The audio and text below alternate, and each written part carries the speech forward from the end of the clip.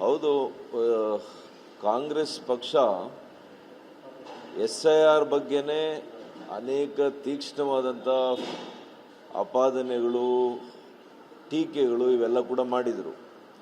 ಆದರೆ ಕರ್ನಾಟಕಕ್ಕೆ ಬಂದಾಗ ಇವತ್ತು SIRಗೆ ವಿಶೇಷ ಆಸಕ್ತಿಯನ್ನು ಕಾಂಗ್ರೆಸ್ ಸರ್ಕಾರನೇ ವಹಿಸ್ಕೊಂಡು BLOಗಳಿಗೆ ಎಲ್ಲಿ ಸಾಮೂಹಿಕ ಜಾಗದಲ್ಲಿ ಕರೆಸಿ ಏನು ಇವತ್ತು ಮುಖ್ಯ ಚುನಾವಣಾ ಆಯುಕ್ತರ ಮತ್ತು ಕಮಿಷನ್ನ ಏನು ನಿಯಮಗಳಿದೆ ಆ ನಿಯಮಗಳನ್ನೆಲ್ಲ ಕೂಡ ಗಾಳಿಗೆ ತೂರಿ ಒಂದು ಸಾಮಾನ್ಯವಾಗಿರ್ತಕ್ಕಂಥ ಜಾಗಗಳೆಲ್ಲ ಕರೆಸಿ ಅಲ್ಲಿ ಒಂದೇ ಧರ್ಮದವರು ಇರ್ಬೋದು, ಒಂದೇ ಕೋಮಿನವರು ಇರ್ಬೋದು, ಇಲ್ಲ ಕಾಂಗ್ರೆಸ್ಗೆ ಮತಗಳನ್ನು ಕೊಡುವಂಥ ಜನರನ್ನು ವಿಶೇಷವಾಗಿ ಕರ್ಕೊಂಡು ಬಂದು ಅವ್ರ ಕೈಯಲ್ಲಿ ಇವತ್ತು ಮಾಡಿಸ್ತಾ ಇದ್ದಾರೆ.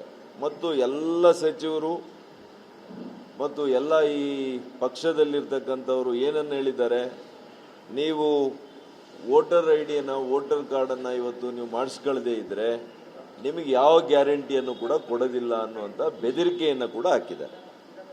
ಅದರಿಂದ ಏನಾಗಿದೆ, ಜನಸಾಮಾನ್ಯರು, ಬಡವರು, ಬಲಹೀನ ವರ್ಗದವರು ಕೂಡ ಆತಂಕಕ್ಕೆ ಒಳಗಾಗಿ BLOಗಳು ಮನೆಗೆ ಬರೋದನ್ನು ಕೂಡ ಅವರು ವಿಚಾರ ಮಾಡದೆ ಆ ಥರದಿಂದ ಇವತ್ತು ಅವರನ್ನೇ ಹುಡುಕೊಂಡು ಹೋಗುವಂಥ ಪರಿಸ್ಥಿತಿಯನ್ನು ಕೂಡ ನಿರ್ಮಾಣ ಮಾಡಿದ್ದಾರೆ.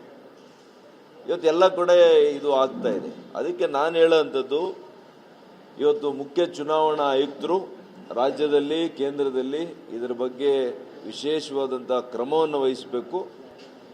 ನೋಡಿ, ಒಬ್ಬ BLO ಒಂದು ಬೂತ್ನಲ್ಲಿ, ಆ ಬೂತ್ ವ್ಯಾಪ್ತಿಯಲ್ಲಿ ಬರ್ತಕ್ಕಂಥ ಪ್ರತಿ ಮನೆಗೆ ಒಂದ್ಸಲಿ ಅಲ್ಲ 3 ಬಾರಿ ಅವರು ಭೇಟಿಯನ್ನು ಕೊಡುವಂಥದ್ದು ನಿಯಮ ಇದೆ. ಮತ್ತು ಎಲ್ಲ BLOಗಳು ಕೂಡ ಇದನ್ನು ಕಡ್ಡಾಯವಾಗಿ ನೀವು ಪಾಲಿಸಬೇಕು. ಇಲ್ಲದೇ ಇದ್ದರೆ ನಮ್ಮ ಪಕ್ಷದ BLAಗಳಿಗೂ ನಾನು ಮನವಿ ಮಾಡ್ತೇನೆ, ಅಂಥ BLOಗಳ ವಿರುದ್ಧ ನೀವು ಕೂಡ ಕಂಪ್ಲೇಂಟನ್ನು ಮಾಡಬೇಕು. ಅಲ್ಲಿ ಸ್ಥಳೀಯವಾಗಿ ಕಂಪ್ಲೇಂಟ್ ಮಾಡಿ ಅವ್ರ ಮೇಲೆ ಕ್ರಮ ಆಗ್ತದೆ. ಯಾಕೆಂದರೆ BLOಗಳಿಗೂ ಕೂಡ ಸರಿಯಾದಂಥ ಮಾರ್ಗದರ್ಶನ ಕೊಡುವಂಥ ಅವಶ್ಯಕತೆ ಇದೆ. ಆಯಾ ಜಿಲ್ಲೆಯಲ್ಲಿ, ಆಯಾ ತಾಲೂಕಿನಲ್ಲಿ ಅಧಿಕಾರಿಗಳು ಕೂಡ ಅವರಿಗೆ ಭಾಳ ಸೂಚನೆಯನ್ನು ಖಡಕ್ಕಾಗಿ ಕೊಡಬೇಕಾಗ್ತದೆ. ಆಗ ಮಾತ್ರ ಇವತ್ತು BLOಗಳು ಎಲ್ಲಿ ಸಾಮೂಹಿಕ ಜಾಗಕ್ಕೆ ಕರೆಸಿ ಅದು ಸರಿಯಾಗಿ ಮಾಡ್ತಾ ಇದ್ದಾರಾ. ಯಾಕೆಂದರೆ ವಿದೇಶದಲ್ಲಿ, ವಿಶೇಷವಾಗಿ ನಮಗೆ ಬಾಂಗ್ಲಾದೇಶದ ನಿವಾಸಿಗಳು ಇವತ್ತಿಲ್ಲಿ ಬಂದು ಸುಳ್ಳು ದಾಖಲಾತಿ, ಅಂದರೆ ಸುಳ್ಳು ವಾಸ ಇರತಕ್ಕಂಥ ದಾಖಲಾತಿ ಪತ್ರಗಳನ್ನು ಕೊಟ್ಟು ಮತಪಟ್ಟಿಯಲ್ಲಿ, ವೋಟರ್ ಲಿಸ್ಟಲ್ಲಿ ಸೇರಿಸ್ಕೊಳ್ಳೋ ಅಂಥದ್ದು ಇದು ನಮ್ಮ ದೇಶದ ಪ್ರಜಾಪ್ರಭುತ್ವಕ್ಕೆ ಒಂದು ದೊಡ್ಡ ಪೆಟ್ಟನ್ನು ಕೊಟ್ಟಂಗೆ ಆಗ್ತದೆ. ಹಾಗಾಗಿ ಇವತ್ತು ಪ್ರತಿಯೊಬ್ಬ ಪೌರ ಈ ಒಂದು ಸರಿಯಾದಂಥ ಮತಪಟ್ಟಿಯನ್ನು ಮಾಡಿಸ್ಕೊಳ್ಳುವಂಥದ್ದು ನಮ್ಮೆಲ್ಲರ ಆದ್ಯ ಕರ್ತವ್ಯ ಆಗಿದೆ, ಮೂಲಭೂತವಾಗಿರ್ತಕ್ಕಂಥ ಒಂದು ಕರ್ತವ್ಯ ಆಗಿದೆ. ಇದು ಈ ದೇಶದ ಪ್ರಜಾಪ್ರಭುತ್ವವನ್ನು ಉಳಿಸಬೇಕು ಅಂತಂದರೆ ಇದು ಮೊದಲನೇ ಹೆಜ್ಜೆ.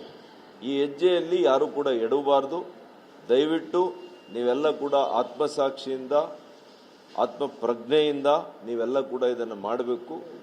ಯಾರು ಅನರ್ಹರಿರ್ತಾರೆ ಅಂಥವರು ಯಾವುದೇ ಕಾರಣಕ್ಕೂ ಕೂಡ ವೋಟರ್ ಲಿಸ್ಟಲ್ಲಿ ಅವರ ಹೆಸರು ನೋಂದಣಿ ಆಗಬಾರ್ದು ಅಂತ ಮಾತ್ರ ನಾನು ಈ ಸಂದರ್ಭದಲ್ಲಿ ಹೇಳಲಿಕ್ಕೆ ಬಯಸ್ತೇನೆ.